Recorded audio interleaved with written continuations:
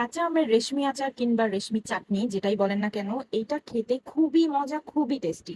আজও কিন্তু এই রেশমি চাটনিটা বানানোর লেগে ২-৩টা আম লইয়া লইছি, একদম ভালো মতো সিললা এই আমদারে নারকেল কোরানি দিয়ে সুন্দর মতো লম্বা লম্বা কইরা কাইট্টা নিতে আসালাম। একদম সুন্দর কিন্তু দেখা যাইতেছে, একদম রেশমি রেশমি টাইপের একটা ভাব চলে আইছে। এর লেগেই কিন্তু এটার নাম হইতেছে রেশমি আচার বা রেশমি চাটনি। আমার একদম মাথা থেকে শেষ মাথা পর্যন্ত এমন ভাবে নারকেল কোরানি দিয়ে এইটা কোরাই নিছি যাতে একদম লাম্বাটে হয়ে যায়, আমগুলো একদম অতিরিক্ত পরিমাণে পিস পিস না হয়, অতিরিক্ত মোটাও হয় নাই, আবার অতিরিক্ত কিন্তু পাতলাও হয় নাই। এখন এইটারে একটু লবণ পানি দিয়ে কিছুক্ষণ ভিজিয়ে রাখতে হইবে, প্রায় ১০ মিনিটের মতো ভিজিয়ে রাখতে আসলাম, যাতে আমগুলো একদম সুন্দর কচকচা হয়ে যায়। এখন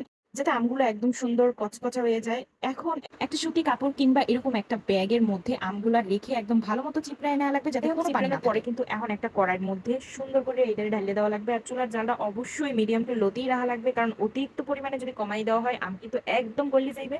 আবার বেশি চুলার জালটা বাড়ানো থাকলেও কিন্তু একদম পুড়িয়ে লাগিয়ে যাইবে। যাই হোক, এখন আমের মধ্যে যে একটু হালকা পানি পানি আছে ওইটা না শুকানো পর্যন্ত একটু নাড়াচাড়া দিয়ে লইতে আসলাম।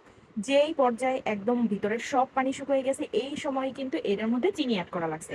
এটা বানানোর জন্য কোনো কিছুরই দরকার হয় না, আপনার বাসায় যদি চিনি আর আম থাকে হেলেই কিন্তু এই রেশমি চাটনিটা বানানো যায়। ৫ মিনিটেরও কম সময় লাগে মনে হয় এই চাটনিটা রেডি করতে। জাস্ট আম সোলা বা কাটার লেগে যেই সময় লাগে, এছাড়া এটা বানাইতে কোনো তেমন সময় লাগে না। যেহেতু এটা চাটনি, সো একটু একটু কিন্তু গলবে, সম্পূর্ণটা কিন্তু গলে যাইবে না। যাই হোক, আমি কিন্তু খুব আস্তে ধীরে ধীরে নাড়াচাড়া দিতে আসছিলাম। এই চাটনিটার স্বাদ এতটাই টেস্টি ছিল যে এইটা যদি কেউ বাসায় বানাই খায় হেলে কিন্তু হে আর কোনো দিনও আমের চাটনি বাইরে দিয়ে কিনে খাইয়ে মজা পাইবে না। ধীরে ধীরে কিন্তু চিনি মিনি এককালে গলে গেছে, আর চিনি গলার কারণে কিন্তু একটু হালকা পানসা পানসা ভাব চলে আইছে। এইটাও কিন্তু থাকবে না, একদম খুব অল্প সময়ের মধ্যেই কিন্তু এইটা একদম নর্মাল হয়ে যাবে। আমরা কিন্তু আরো একটু গলবে, যেহেতু এটা চাটনি। কেউ যদি এই অবস্থায় উড়ে ফেলাইতে চান কোনো সমস্যা নাই, হেলে কিন্তু একদম আস্তা আস্তা থাকবে আর খুবই কচকচা হইবে খাইতে।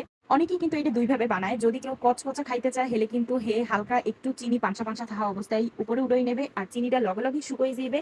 আর এই রেশমি আচারটা খাইতে কিন্তু খুবই কচকচা হইবে। আর মনে হয় যদি কেউ চাটনি বানাইতে চায় হেলে কিন্তু এককালে বেশিক্ষণ সময় ধরিয়া চুলার জাল কমাইয়া হেপরে একটু লাড়ি সাইডে লইতে হইবে, যাতে অধিকাংশ আমি একদম গলে যায়। যার যেটা খাইতে ভালো লাগবে হে কিন্তু এই জিনিসটাই খাইবে। এর মধ্যে কিন্তু এক্সট্রা কোনো কিছুই দিই নাই, জাস্ট আম আর চিনি দিয়ে কিন্তু এই চাটনিটা বানানো হয়েছে। আজকে এর মধ্যে কোনো রকমের লবণ টবণ দিতে আসলাম না, কারণ আমডারে যখন পানি আর লবণের মধ্যে ভিজাই রাখছি ওই টাইমে কিন্তু আমের মধ্যে পর্যাপ্ত পরিমাণে লবণ ঢুকে গেছে। এখন আর এক্সট্রা কোনো ধরনের লবণ ইউজ করা যাবে না, হেলে কিন্তু খাইতে তেমন ভালো লাগবে না, কারণ মিষ্টি জাতীয় খাওয়ানোর মধ্যে লবণটা একটু হালকা হওয়াই ভালো। বানানো কিন্তু অলমোস্ট শেষ। এখন চুলার জালটা একদম বন্ধ করিয়া এইটারে একটা বাটির মধ্যে ঢালিয়ে নিয়েছিলাম। কিছুক্ষণ পর কিন্তু এটা একদম পারফেক্ট ভাবে জমে যাবে। যেহেতু এটা চাটনি, চাটনির ঘনত্ব কেমন সেটা তো সবাই জানেন, সো একটু অপেক্ষা করলে কিন্তু একদম পরিপূর্ণভাবে এইটা একদম রেডি হয়ে যাবে। আসলে কাঁচা আম দিয়ে এত মজার মজার খাবার তৈরি করা যায়, যদি বাসায় কেউ ট্রাই না করে হেলে কিন্তু একদম এসে বুঝবে না যে কাঁচা আম দিয়ে অনেক কিছু বানানো যায়। আজকের মতো টাটা, আল্লাহ হাফেজ।